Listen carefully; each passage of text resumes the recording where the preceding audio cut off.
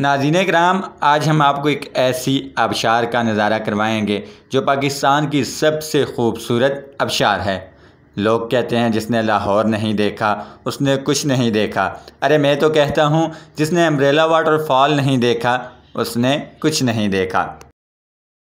Umbrella आबशार Pakistan की सबसे खूबसूरत आबशार है जो ज़िला एबटाबाद में सजी कोट के मुकाम पर वाक़ है। यहाँ आने के दो आसान रास्ते हैं।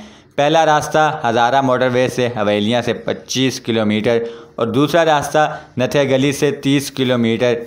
आप किसी भी गाड़ी पे आ सकते हैं। यहाँ पर पहुंचकर आप गाड़ी पार्किंग में लगाएं और यहाँ से हाइकिंग स्टिक्स ले लें।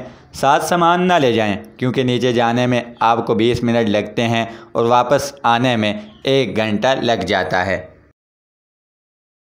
ये बच्चों और बूढ़ों के लिए मुश्किल हाइकिंग है। पार्किंग पॉइंट पर आपको रेस्टोरेंट मिल जाएंगे और नीचे आबशार पर आपको चप्पल और चिप्स और पानी मिल जाएगा।